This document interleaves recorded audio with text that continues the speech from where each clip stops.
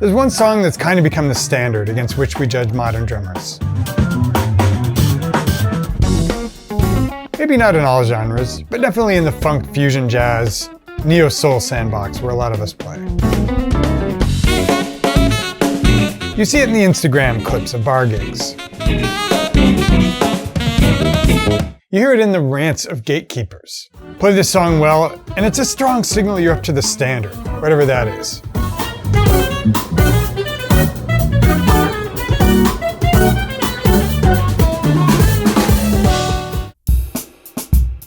Get caught on film flubbing it, and bad luck. It's Jazz Crimes. Originally recorded by Joshua Redman, Brian Blade, and Sam Yahel in the early 2000s on the record Elastic.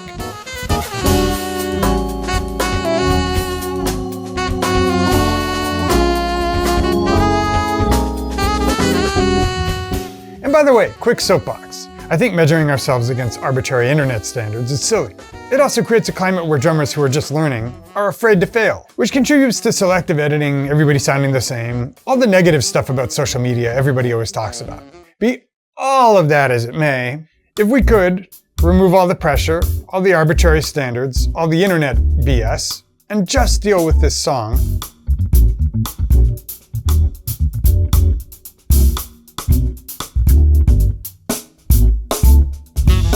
it is a pretty good song to tell you some stuff about your drumming and teach you a lot of lessons pretty fast. Whether it's the fabled solo section,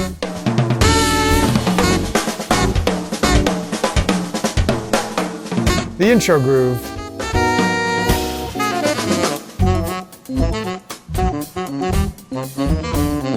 or just holding it down during the solos.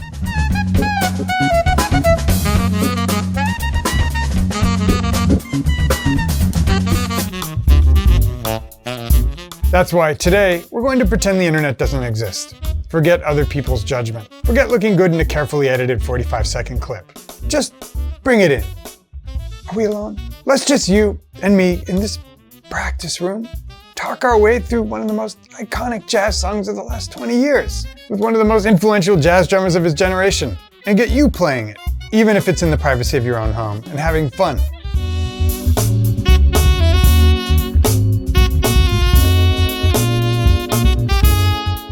But we'll also talk about some of the history. I'm Nate, this is the 80/20 Drummer, and today on the channel, Jazz Crimes. How one song became the standard against which we judge modern drummers. And how to learn it yourself without any of the judgment BS, just music. And as usual, any beats or licks we discuss today will be transcribed for you for free download at the link below the player. Stay tuned.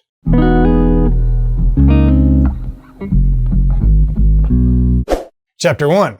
What are mirror songs? A few months back, I did a video called 3 Pro Beats Most Drummers Probably Can't Play. YouTube title-y, I know. But the point was to showcase what I call mirror songs.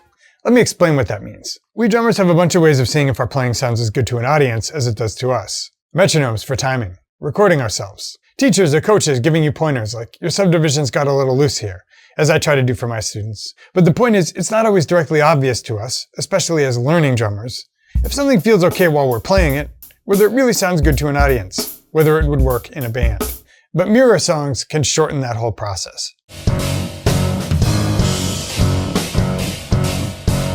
Mirror songs are songs or beats which make it obvious if something needs work in our playing, because they simply won't feel right unless certain things are working. One example might be Joshua by Miles Davis from Four and More, if you're learning to play up-tempo swing.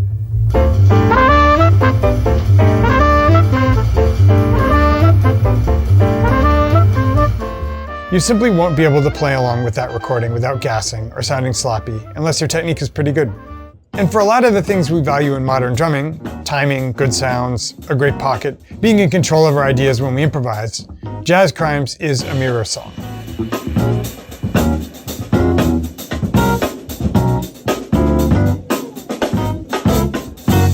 You won't sound good on it unless all that stuff is working pretty well. In a minute, we'll go through specifically what makes it hard and how to practice to make it easier. But first, let's just introduce the song. Chapter 2, the song. Quick history of the song, and we'll put a Back to Drums countdown on the screen.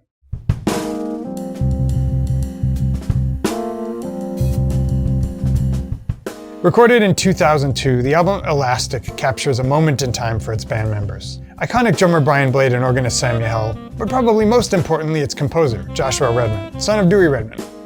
By that point in his career, Redman had recorded several pretty traditional jazz records, which is to say with swing beats and acoustic instruments. True fans will remember Freedom in the Groove, which also featured Blade on drums as an earlier foray into backbeats and funk. The point of jazz crimes, as Redman explained it in interviews, was to commit several sins against so-called traditional jazz, be they amplification, backbeats, synthesizers, and effects pedals, to rip off the Band-Aid and expand the Overton window for himself. Astute jazz fans will be thinking, wait, didn't Miles and Herbie do that in the 70s? And you'd be right. But what you're missing is the neo-trad movement in New York in the 80s and 90s. All of which is just backdrop. The reason this song broke through, in my opinion, is it sounds natural. It's not some self-conscious fusion of jazz and rock. It's its own thing, and now everybody thinks of it as jazz because it succeeded in broadening the definition.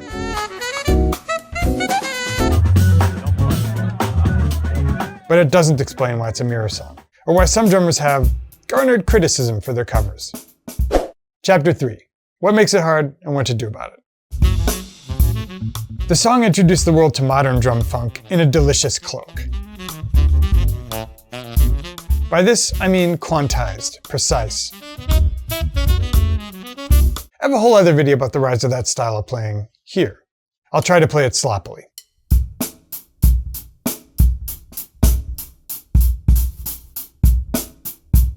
Now, here's Blade.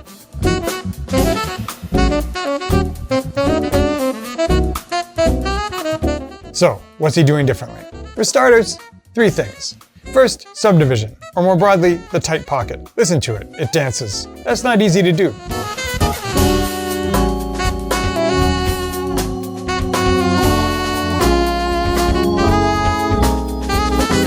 While a great pocket is a lifetime of experience, here's one key thing that can help you get way closer: subdivision. I'll explain.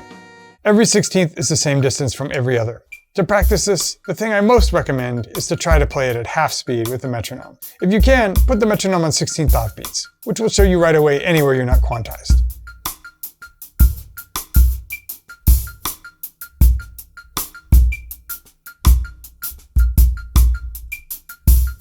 But if that's too hard for now, every 16th will suffice.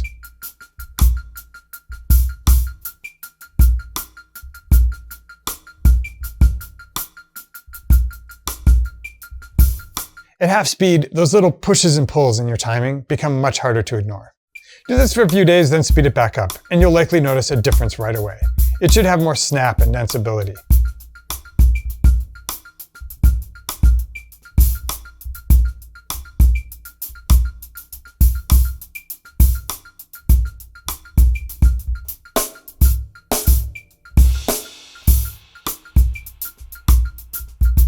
Second thing is your touch, which includes 2 things: relative dynamics and not flaming.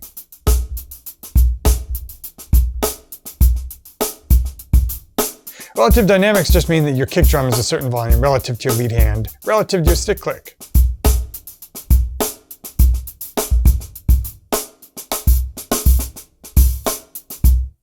Many beginners play their lead hand too loudly and their kick drum too soft, and don't bring out the backbeat enough.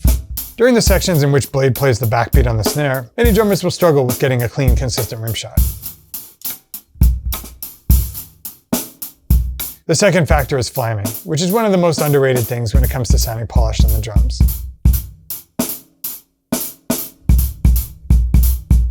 Great drummers in the modern era simply do not unintentionally flam, which is to say, when 2 limbs are supposed to play together like this, they really do, instead of this.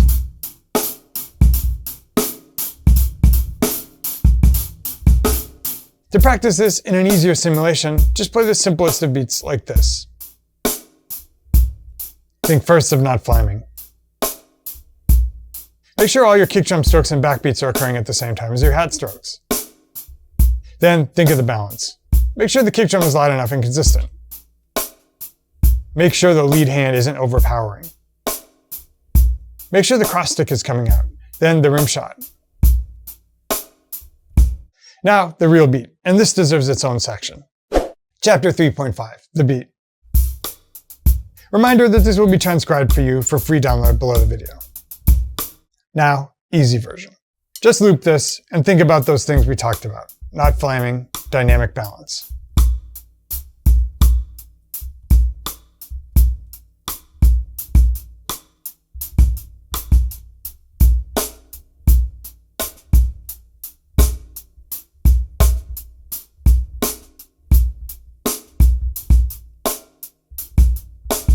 Now, the harder version. If you've got a little more lead hand technique or play a little jazz, you can probably play this pattern without much trouble. But the not flaming thing gets a lot more complex because many spots your lead hand has to fall exactly with another limb.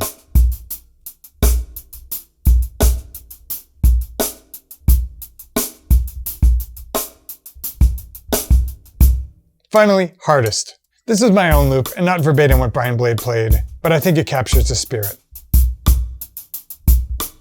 Because this is a mirror song, my guess is these won't feel right unless you're pretty close. But don't forget to record yourself and listen back, even without the track, to see and feel whether the beat is kicking.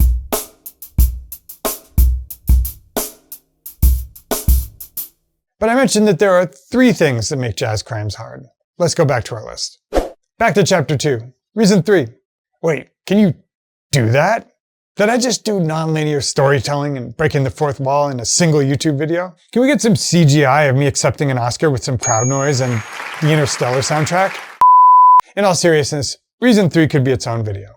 Its own several videos. Its own series of videos. Because Reason 3 is control of your ideas.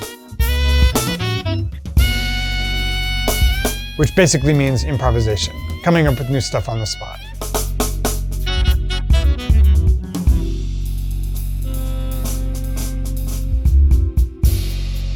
The place I've seen the most up-and-coming drummers struggle with jazz crimes is not the drum solo section at the end, which we'll cover, but this part.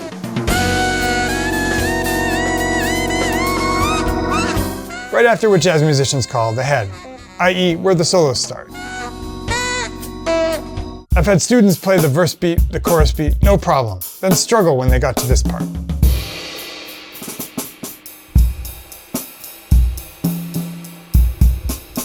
Why? There's no repeating beat. There's nothing you can learn verbatim, unless you transcribed exactly what Blade plays for like 90 seconds.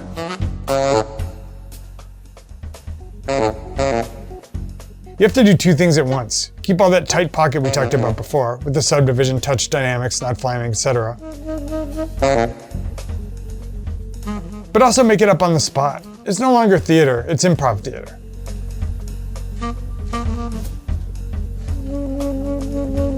So, how do we handle it? Sidebar 1. How to approach the van. During the beginning of the solo section, Brian Blade is improvising a stream of consciousness beat, i.e. one that doesn't always repeat in loopable ways, drawing from his vast knowledge and experience of drumming. As Blade is from Shreveport, Louisiana, and grew up studying with New Orleans great Johnny Vodakovich, I think I can hear some of his New Orleans second line snare drumming in his part. But it's also just improvised funk and jazz. To approach this, there's a long answer and a short one. The long answer is learn to improvise, which is to say do the equivalent on drums of what you do when you're having a conversation in words that isn't written down and you're making it up on the spot. But there are still coherent words and phrases and you don't stumble and stop in mid-sentence.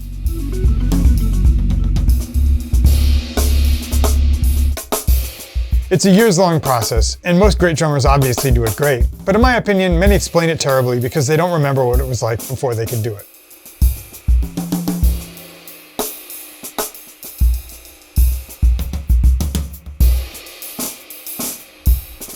There are absolutely ways to learn it faster. One I espouse is called Inside Out. Way more info on that at this card. But the short answer is to start to improvise by having a few ideas you can practice, then choosing the order you play them live in the moment. I'll give you 3 in what I call a switching exercise. Here's 3-beat phrase 1.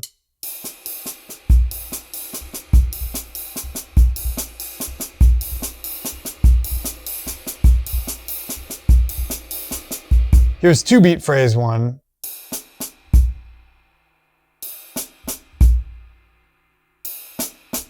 and here's 2-beat phrase 2.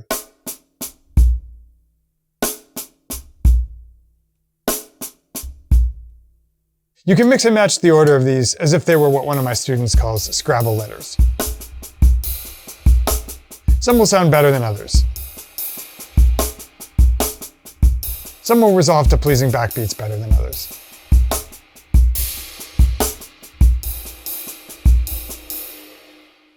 Since the main backbeat of this section is on beat 4, let's quickly talk about what we might call the rule of 12. Any combo of 3 and 2 that adds up to 12 will deliver you safely to the last 16th before the backbeat. And you can play that as 2-beat phrase number 2.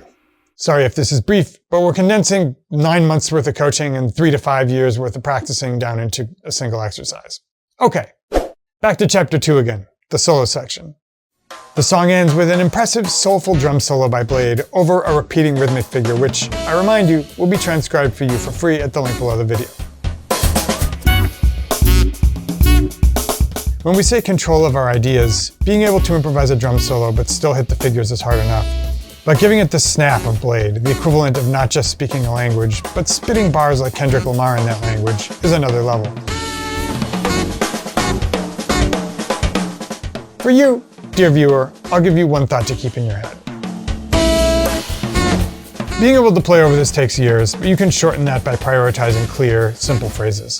Blade repeats very similar idioms a bunch. Does anyone care? No. If anything, it makes the solo better. I will give you a very quick lesson on something I call clave flow, about which I've just released a new course in JP Bouvet method. Link to grab a free trial below the video. But there is a way of getting better at playing around figures or hits. We start with just 3 idioms. A 4-note idiom like this, a 3-note like this,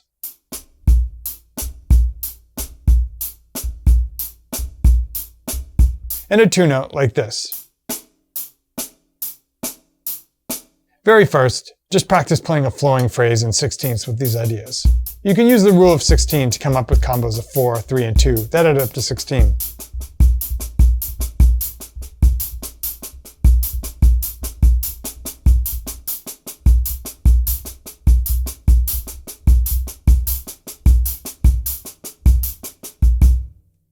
To skip over about 2 weeks of work for some drummers, now we're going to add a clave, a fixed syncopated rhythmic part with at least 2 bars. For us, the clave will be just the first 2 bars of the solo section, which is to say the second bar is empty. And for now, practice hitting the clave beats as snare rim shots. Use the same 4, 3, and 2-beat combos from before to play around these rim shots.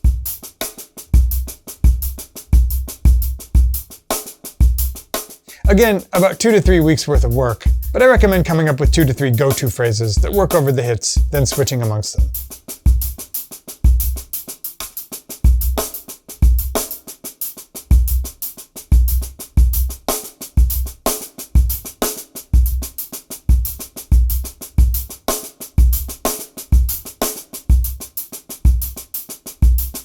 Finally, 3 mods. First, we'll allow kick doubles and hats and kick together as 2 more idioms. Next, let's move those clave hits to the hats with kick. Finally, let's allow accents on any surface. In pretty short order, I can start to play ideas that sound vaguely like I'm playing a solo over those hits.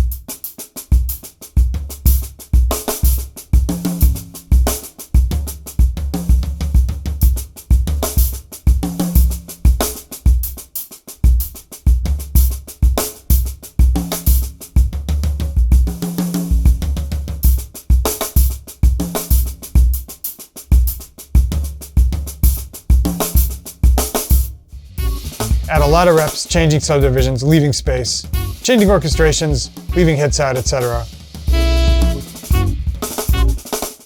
But can you kind of see the path up the mountain, or the beginning of it?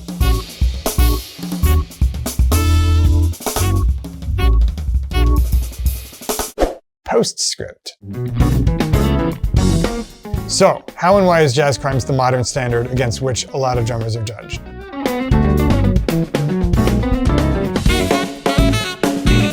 Well, its popularity to be sure.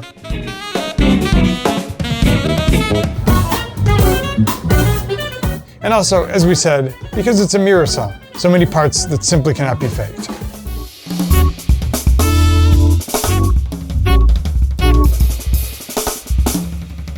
You won't sound good on the groove unless you have good timing in pocket.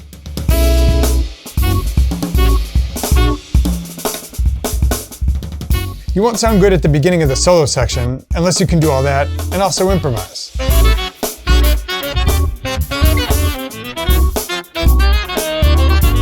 And you won't sound good on the solo section unless you have complete command of your ideas, even if it's just a few ideas, and can play them assertively over figures.